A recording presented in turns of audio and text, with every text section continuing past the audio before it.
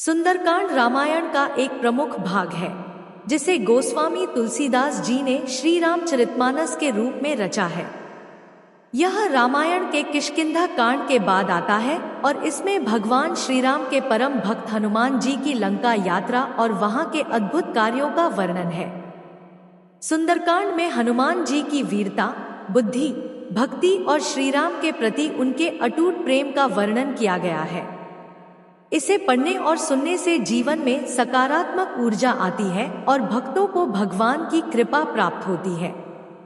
यहाँ सुंदरकांड की कथा का संक्षिप्त वर्णन प्रस्तुत है। कथा का प्रारंभ। सुंदरकांड की कथा उस समय से शुरू होती है जब राम और लक्ष्मण सीता माता की खोज में वन भटक रहे होते हैं। हनुमान जी को पता चलता है कि माता सीता लंका में रावण द्वारा बंदी बनाई गई है। सुग्रीव के आदेश पर हनुमान जी सीता माता का पता लगाने के लिए समुद्र पार करके लंका जाने का संकल्प लेते हैं। यह कार्य अत्यंत कठिन था क्योंकि समुद्र पार करना और रावण जैसे महाबलशाली असुर के राज्य में प्रवेश करना एक असाधारण कार्य था। समुद्र पार करना। हनुमान जी ने अपने प्रभु श्री राम की अंगूठी ली और वे वायु देवता के आशीर्वाद से विशालकाय रूप धारण करके समुद्र की ओर उड़ चले।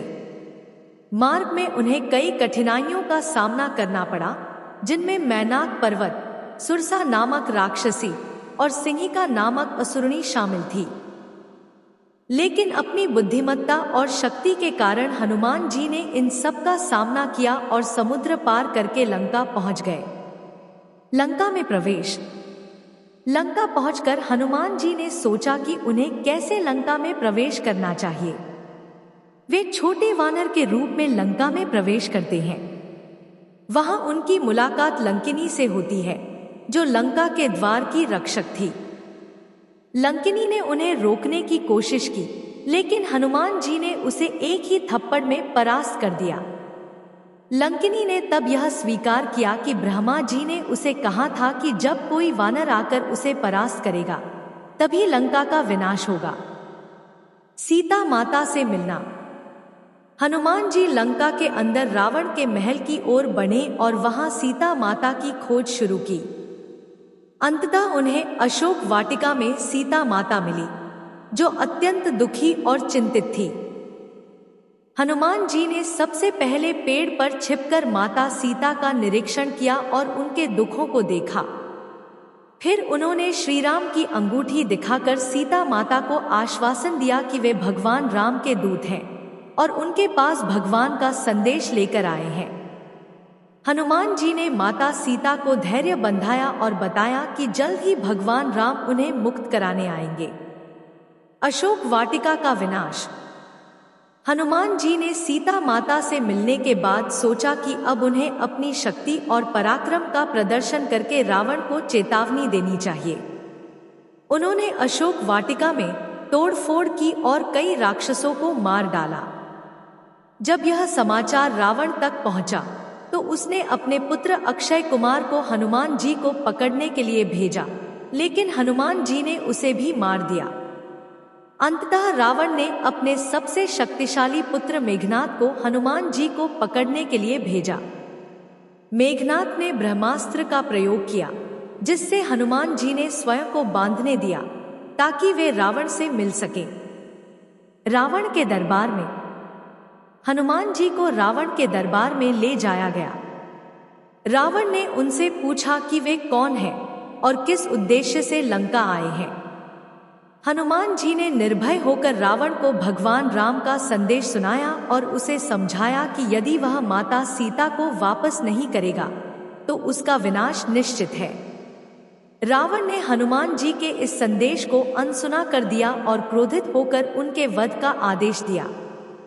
लेकिन रावण के मंत्रियों ने उसे सुझाव दिया कि एक दूत का वध करना अनुचित है, इसलिए रावण ने हनुमान जी की पूंछ में आग लगाने का आदेश दिया। लंका दहन।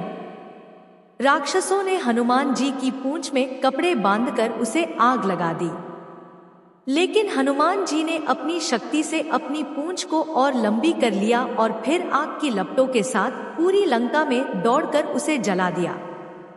लंका के महल, भवन और रावण की संपत्ति सब जलकर राख हो गई। हनुमान जी ने माता सीता को अंतिम प्रणाम किया और समुद्र को पार कर वापस लौट आए। राम को संदेश देना। लंका से वापस आकर हनुमान जी ने श्री राम से सीता माता का हाल बताया और उनका संदेश सुनाया। उन्होंने भगवान राम को सीता माता की चूड़ामणि, गहना भी दी, जिसे देखकर राम अत्यंत भावुक हो गए। इसके बाद भगवान राम ने अपनी सेना के साथ लंका पर चढ़ाई करने का निश्चय किया और यह निर्णय लिया कि वे रावण से युद्ध करके सीता माता को मुक्त कराएंगे। सुंदरकांड की महिमा। सुंदरकांड में भगवान हनुमान के पराक्रम, उनकी भक्ति और भगवान राम के प्रति उनकी निष्ठा का अत्यंत सुंदर और मार्मिक वर्णन है। यह रामायण का एक ऐसा भाग है जिसे सुनने और पढ़ने से मानसिक शांति और सुख की प्राप्ति होती है। इसे नियमित रूप से पढ़ने और सुनने से जीवन की कठिनाइयों से मुक्ति मिलती है, भय का नाश होता है और भगवान की कृपा प्राप्त होती है। सुंदरकांड हमें यह सिखाता है कि जब हम सच्चे मन से भगवान का स्मरण करते हैं तो हमें उनकी अनुभूति अवश्य होता है।